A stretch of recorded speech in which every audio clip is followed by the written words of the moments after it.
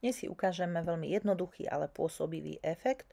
Pre názornosť som si vybrala biely list, ako keby videoformát, ale vy si môžete zvoliť ľubovoľný rozmer. No a pridáte slovo, ja pre ukážku použijem slovo jeseň a vyberiem si taký font, ktorý je taký hrubší a efektnejší.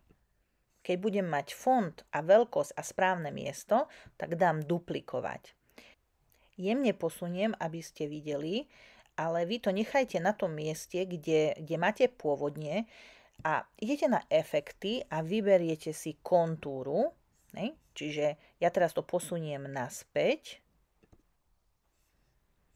Idem do prvkov, kliknem na prvky a napíšem si napríklad jesenné listy.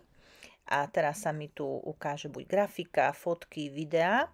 No pre jednoduchosť ja si teraz navolím, že chcem zdarma prvky a pozriem sa, že v rámci tej grafiky si vyberiem ten červený list. Vyzerá veľmi pekne. Natiahnem a idem na polohu, dám vrstvy a teraz posuniem ten list medzi to plné písmo a medzi tú kontúru a už máme ten zaujímavý efekt. Ešte doupravujem. No a to je také efektné a pekné. Môžeme na ten list dať animáciu. Ja to teraz nebudem robiť, ale ukážem vám, čo sa ešte dá urobiť. Keď máte platenú verziu Canvy, tak a viete odstraňovať pozadie, tak takisto viete odstrániť aj pozadie z videí, tak vám na to ukážem teraz jeden efekt. Čiže mám plné slovo jeseň a kontúru jeseň. A teraz ideme na videá. Máme takisto jesenné listy, vyberám si videá. No a hľadáme také, že keď odstraníme pozadie, aby stále to bolo zaujímavé. Takže vyberiem si také jednoduché video.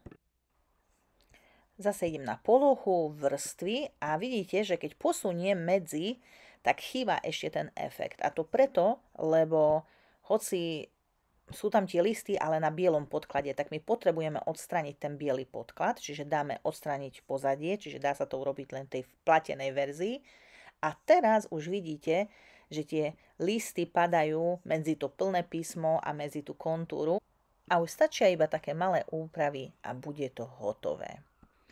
Ako sa vám páči tento Canva efekt? Verím, že áno, že vyskúšate a budem rada, ak ma pozvete alebo označíte pod príspevkom, aby som sa prišla na to pozrieť.